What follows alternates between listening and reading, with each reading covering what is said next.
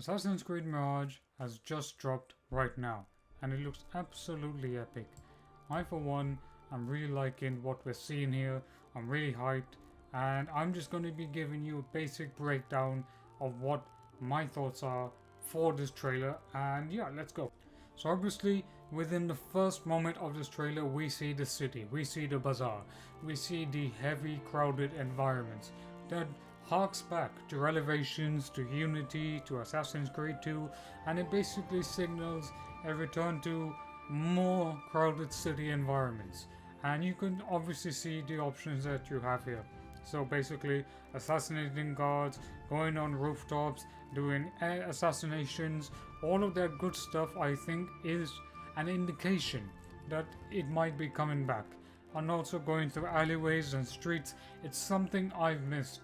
And you know, it really makes a difference because, in one way or the other, it's nice. It looks like a change back to the older titles too, and it does get rid of the sort of bloated experience that we've experienced in some newer games. Although I do wish that this game was kind of a bit like Origins, maybe add a few more cities here and there. And we obviously see Basim, obviously that he is a young man. He's looking to make his mark on the world. I don't know if Basim is going to start as a thief, but Basim will definitely have a lot of exciting moments within the main story. And not only that, so I watched the Ubisoft Forward and I saw that the director said that the story is the main focus. Okay, the story has to be the main focus of any Assassin's Creed game, but the story also has to be good. It can't just be that the first half is absolutely great and the second half just absolutely collapses. If you're talking about characters, you're talking about characters that basically have the ability to put their memory, their imprint in the Assassin's Creed fan. So for example, you had Bayek. Bayek had a completely unique personality, or Cassandra, or Evo, or or any of the main characters like Ezio. All those characters had something that made them unique. So Basim has to have something that makes him unique. I don't want Basim to be a one-rounded protagonist or a three-rounded protagonist. He has to be a complete assassin, and if you're going to be showing the transition between how he transfers from, let's say, Basim to Loki, it has to make sense.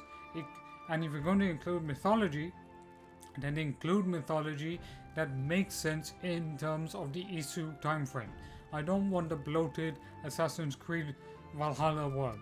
I basically want something that makes sense. If I go to this place, this makes sense. I don't want a simple copy and paste everywhere else.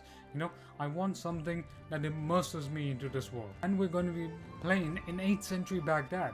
Now 8th century Baghdad is a really special city because one, it's basically the NYC of its time. If you compare what Winchester is in Valhalla and Baghdad is 10 times better than that. Baghdad was a city of knowledge, a city of libraries. It was a city that preserved ancient Greek Roman medicine which had been lost to time. And that's what it essentially entails.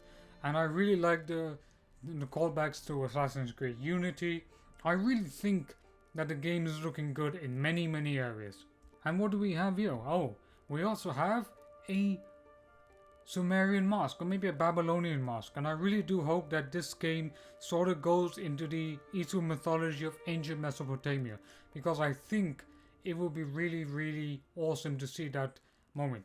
And I was reading a comment one day where it said that when he first went to Assassin's Creed, he loved the sci-fi aspect and he loved exploring the Assassin's Creed, the mysteries that were behind it.